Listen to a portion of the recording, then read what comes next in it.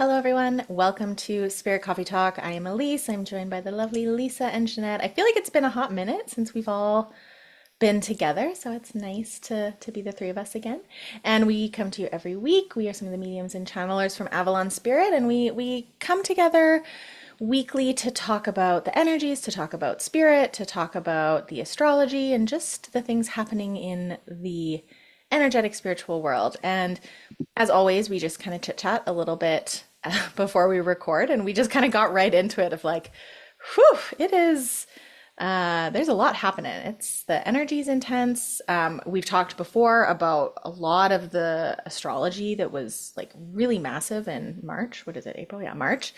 Um, and I think in my mind, I kind of felt like, oh, then all those things are going to shift and then it's going to like feel different. And Yeah. false. That was cute of me because I don't actually feel that that's true.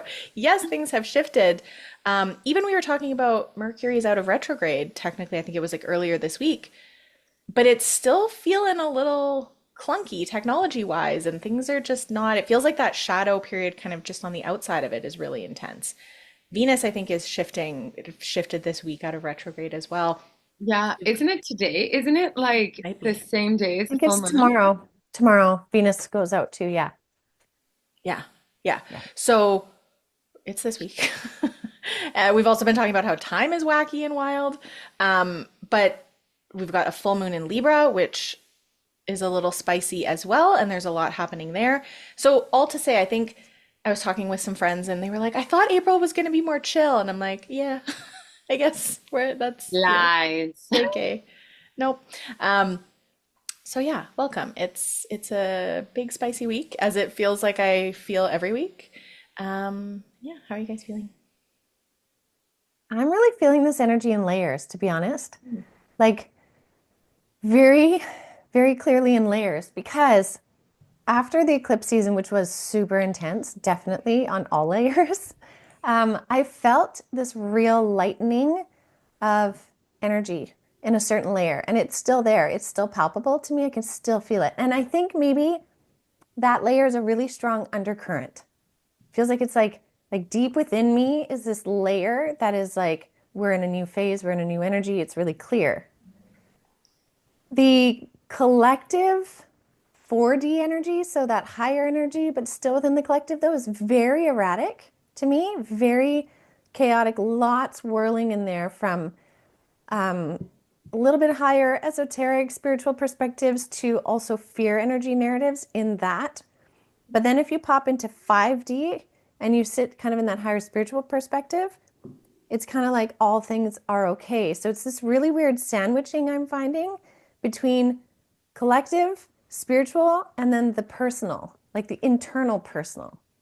And I find that actually very weird to navigate. It's really weird to navigate because normally I'd always kind of feel like two, where one foot's in one and one's in the other, right? And I kind of got used to balancing those two. But now it's like there's this third component. And I think it pertains to how Spirit was saying after the eclipse, we're in this entirely new terrain. It's a new, complete phase of energy. And yes, we still have retrogrades that are kind of shadowing and such, but it's in something entirely new now. And new can be uncomfortable too, because we're like, wait a minute, that's not part of what I've known. So I don't know how to navigate that one. I find it's both very good and very confusing.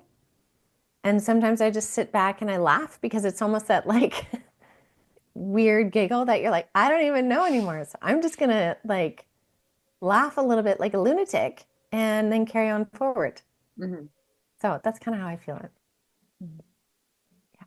How about you, Yeah. Lisa?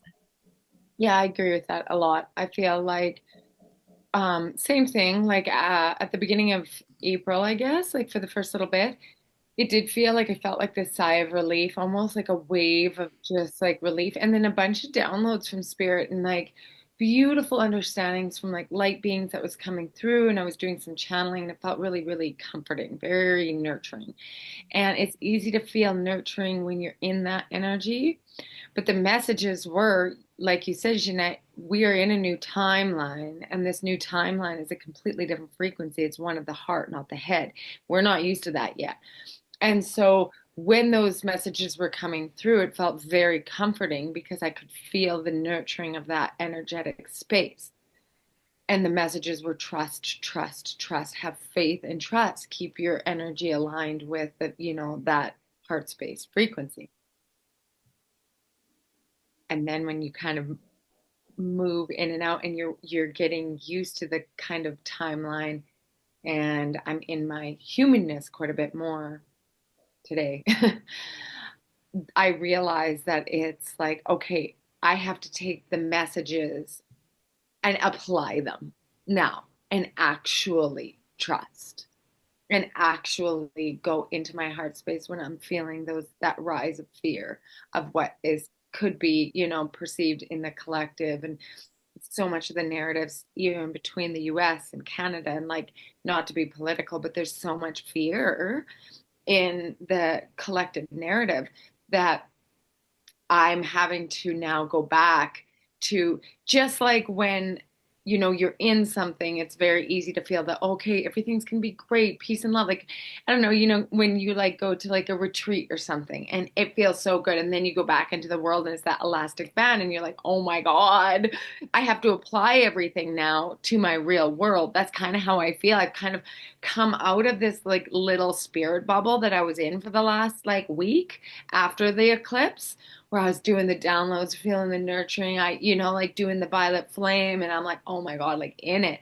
And then all of a sudden I feel like my bubble burst a bit. And now I'm in like the real world. And I'm like, oh, this is what they're talking about. Now I have to apply this. And it's tricky. And I want to acknowledge for anybody who is in it and going through it that like this human experience right now with so much collective fear can be tricky in order to regulate and keep yourself in a heart space. Yeah. Mm-hmm. I think that's very fair, very valid. Yeah. I feel like too with that, Lisa, I totally agree. And then a lot of the themes within like the astrology or the energy is like some deep relational, emotional, body insecurities, health, like God. some of the deepest depths. And still, and I think I've mentioned this in past, but still having people reach out and be like, what is happening? Like, I feel unhinged. I feel like I don't know where this is coming from. I feel like I like worked with this and I was good, and all of a sudden here it is, and it feels like this very deeply personal, deep purging of things as well that's been going on for quite a while now, between the eclipses and everything in March, and then now shifting into the full moon. And it's like the collective is so intense, and then the personal is also really intense, and we can find these like pockets, but there's a lot of like work that's being asked of us, and in a time where it's like, whew, I feel like I only have so much energy to move through these things. It's a lot. It's a lot. I'm also knowing noticing a voidy energy too. Like and when Jeanette, when you were speaking about the like lightness that you can feel in pockets, I am noticing like when people are asking me, how are you feeling with this energy? I'm like, I'm feeling floaty, like not in a good or a bad way, just kind of like a neutral, lying in wait, hanging out. Like, I don't know, nothing really happening, but not in a good or bad way, just like being, which is really challenging mentally to navigate when I'm looking around like, oh my gosh, there's a lot happening. Like the human self, Lisa, like you were saying, is perceiving so much, but then internally I'm just kind of like do do do, and go to tune in, and spirit's been real quiet individually, but then there's a lot happening collectively. Like it's just very disorienting and strange. So, sorry, strong start. Sorry. My galactic guides just came through actually, and were showing me, because when you were talking and explaining the energy, they said the reason why it's feeling so odd is because they're comparing it to like a record player. So if you play a record and it's playing smoothly, you get really nice sound. Sometimes if it's playing off, it can like loop or skip or repeat something, right? Like if it's got like dust on it or something. They said what's happening is our goal of playing the entire record is still happening. So this new phase, this new timeline, this new record, if you will, the way they're explaining it, will still play out to the end. So we're still going to get to the end. But what's happening is there's a distortion on that little arm on the record. Instead of it moving with flow, it's kind of being pushed and ground in. And they're saying that's because of this big 3D pull. So although we're moving in a 5D direction, there's this big 3D pullback, the same as if you had someone actually pushing on that little arm on the record. It's still going to play, but it's going to have this weird distortion sound to it. And they're saying right now there's a phase where there's this pullback until that 3D pullback either gets bored or gets dismantled energetically somehow. So whether it burns itself out or it just gets bored and realizes it's not going to work anymore. They're saying that's why there's such a disharmony in like the energetic field. It's still playing the same song, but it's messing with the tones and frequencies. Does that make sense?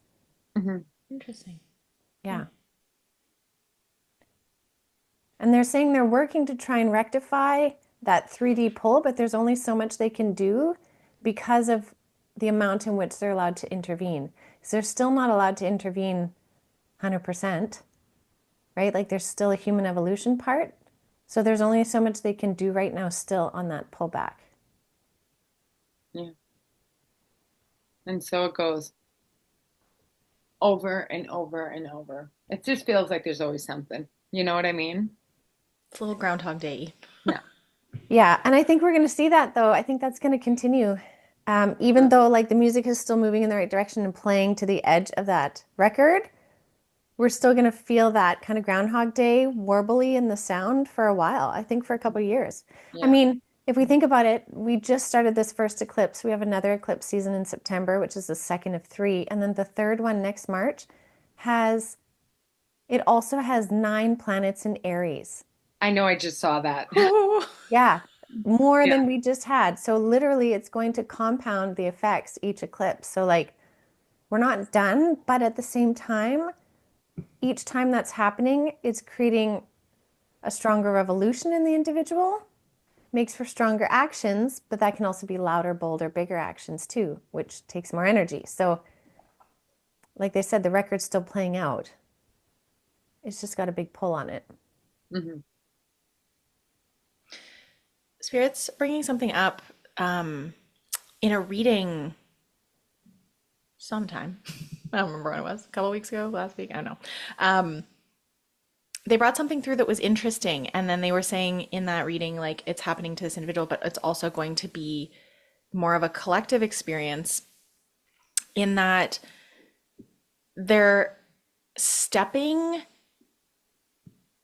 coming down more. And like when I say they, it can be like any of your guides. So like angelic, galactic, higher self, whatever, are stepping down more like into our frequency and stepping, and like they showed it as like just gently merging with our bodies as almost like a solar like plug or like a power source, to try, because with this individual we were talking and there was like this really intense body feeling that she was having, and they were showing like they were merging with her a little bit and almost like dipping her toe in the water of their energy to try and help like alchemize and ground and move some of the intensity or stuff that was happening. And so it was very specific to her as to why, but then there was this bigger piece around they're going to be doing that more with people to support us where we're at. So it's not that we have to go up as much. Like oftentimes when we tune in, right, you like raise your vibration and your frequency. And it was almost like an acknowledgement of, we know that it's harder to do that right now because of the collective energies, because of all the things, because of all the things that we're working through, and then our own just energy stores of like for me, I find when I'm really depleted and my system like physically is depleted, to sit and meditate and bring myself to that place is very challenging. Like my brain and my nervous system and my body don't let me get there, especially for myself, like when I'm trying to like really go into it. And so they were saying that for in those moments where we're starting to feel really depleted, you can call them down because they're really using more of their energy to like come down to us to like plug in a little bit and help, whether it's alchemize or energize or create some of that nurturance, Lisa, that you were speaking to, like feeling held, feeling supported, even if it's not to be like, here's information or here's, what's going to happen or, because we were talking about how quiet they've been individually around like, where are we going? What are we doing? It's just like, Yeah. la, la, la, la, la, trust, trust, trust.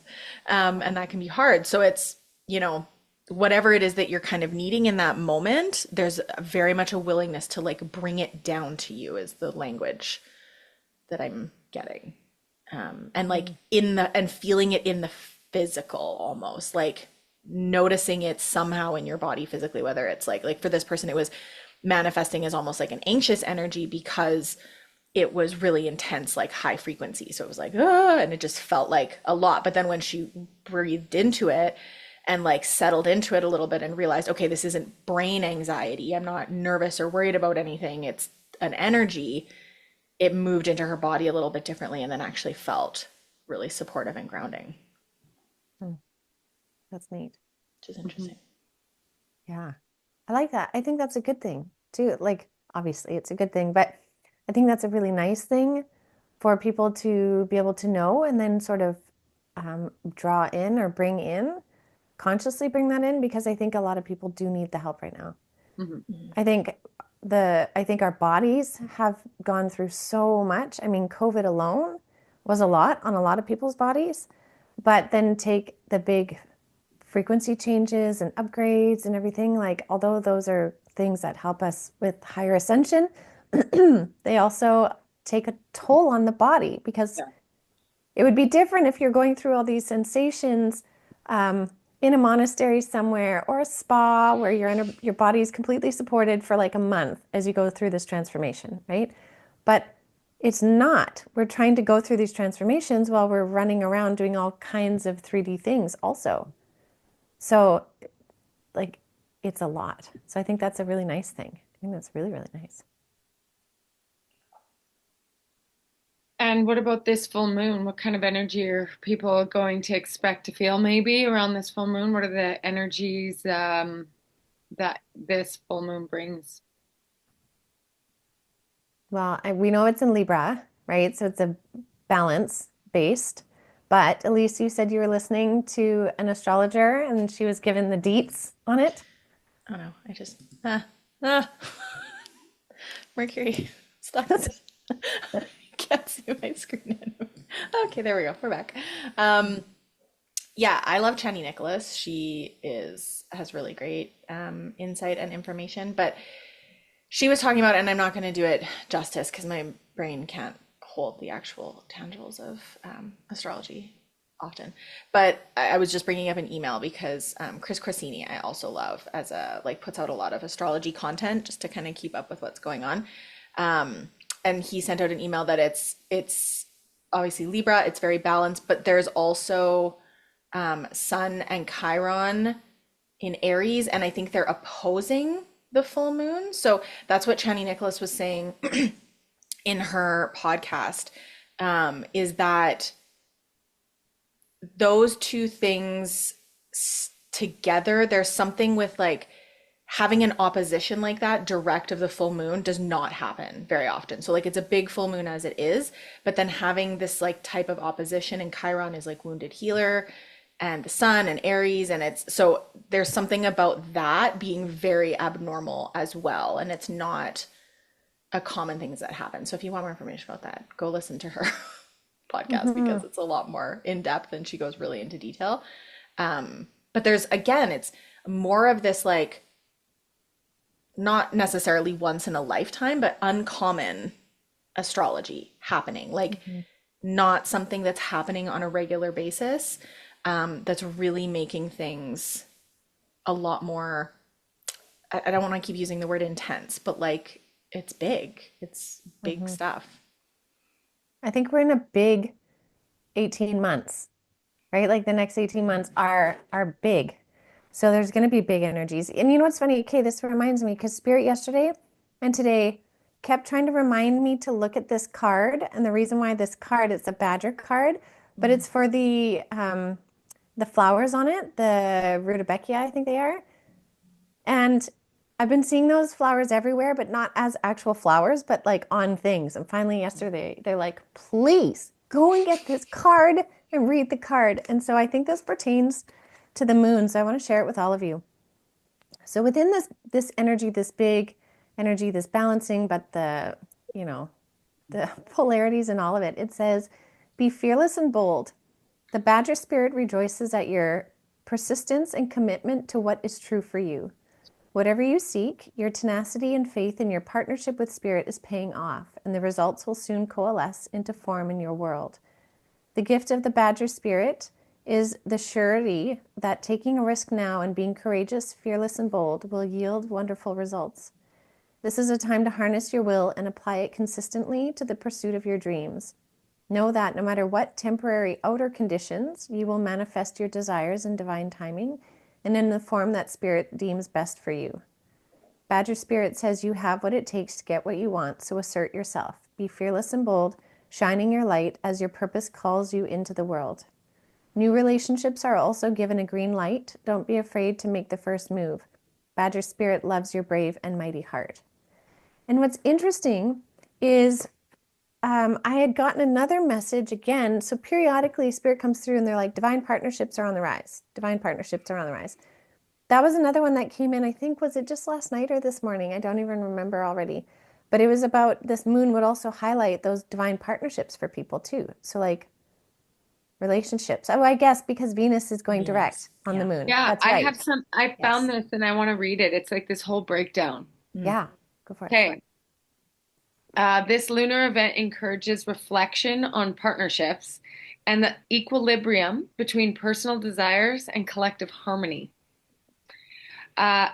Influences opposition to Chiron in Aries. So this is what you were talking about, Elyse. This alignment may surface old wounds related to self-worth and identity, offering an opportunity for healing and self-discovery. Square with Mars in Cancer. This aspect can heighten emotions, potentially leading to impulsive reactions. It's important to approach conflicts with patience and understanding during this time. And then Venus stationing direct, coinciding with this full moon, Venus, Libra's ruling planet, ends its retrograde. This shift emphasizes themes of love, self-worth, and clarity in personal values. So themes to consider: healing and rebalancing relationships, self-reflection and personal growth, and emotional awareness. So they say they recommend to engage in reflective practices, journaling, meditation, whatever it is that you can actually reflect. Open communication. Think before speaking, but be open and vulnerable in your communicative styles. And balance action with patience. So the impulsivity or the urge to kind of like get that finished, that conversation finished, or like mend these things. Sometimes you have to really allow some of these natural communicative styles to unfold organically within this, because everybody's going to be heightened. And so me, it's being in Aries, sometimes I'm like, okay, it's go time to talk about this right now. And like my whole chart is all about communication, where my husband's is, it couldn't be more polar opposite. So for me, I'm like, fishing rod reeling in, like, we're communicating. And he's like, I don't speak, right? And so it's like, but at the same time, when we let the natural, like, evolution of our, dynamic of the third party, which is us, evolve in that kind of wounded healer kind of perspective for both of us, then it can come out very organic and nice and we both feel heard.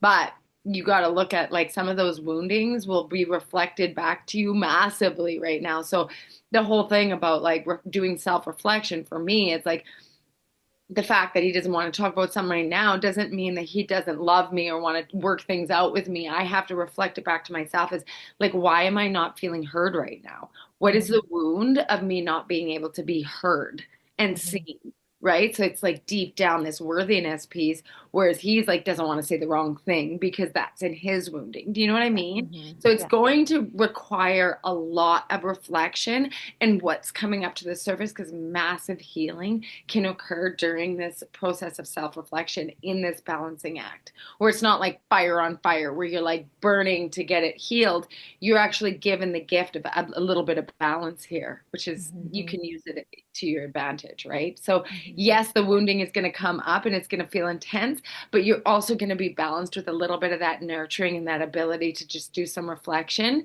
And then that's when the like kind of co-creation of the healing can occur. That's kind of how it feels to me. I love that. I agree.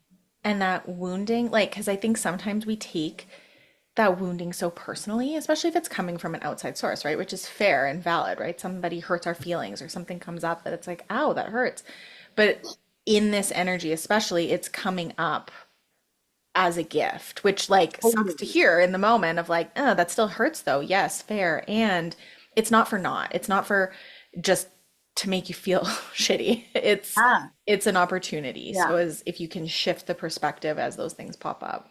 They're reminding me of like that very, very simplistic yet incredibly wise book, The Four Agreements. And it came up a fourth time and everything. And one of them that was just so obvious yet life-changing was don't take things so personally, right?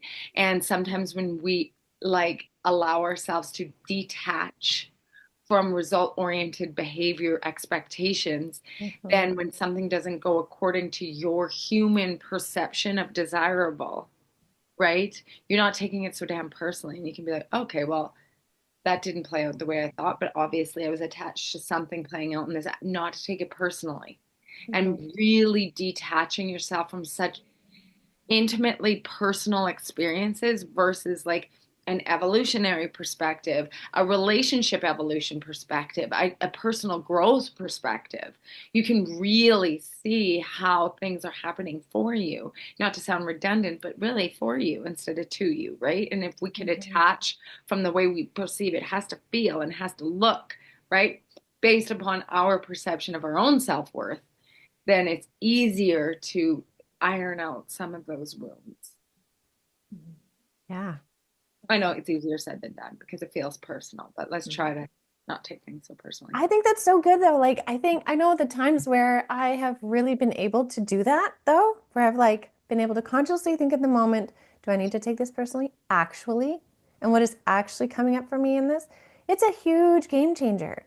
And I think we just need to slow down and give ourselves the time to ask those questions. Like actually ask the question and actually ponder it. And really, it'll probably take maybe 3 minutes, actually, right? I'm literally doing it right now. Yeah. And I'm like, okay, I don't have to be so intense in this relationship. Thank you. Yeah. It's so powerful. Like that's huge change in consciousness when we actually give ourselves that time to ponder what's really happening in the exchange, in the environment, in our reaction, whatever it is. It's game changer. We just need to stop rushing everything, even our thoughts. Like you said, we have to not rush our thoughts. And I found myself rushing thoughts this morning, even just texting something to my brother of something we're wanting to organize. And I felt like I needed to give all the options right now before we started filming. And I'm like, what? Why? I don't need to give any options today or tomorrow or even for the next weeks. Like, what am I doing? And so I had to consciously, though, stop, Yeah, right? Like it. So I think that's a great point. get that. I like that point. Yeah.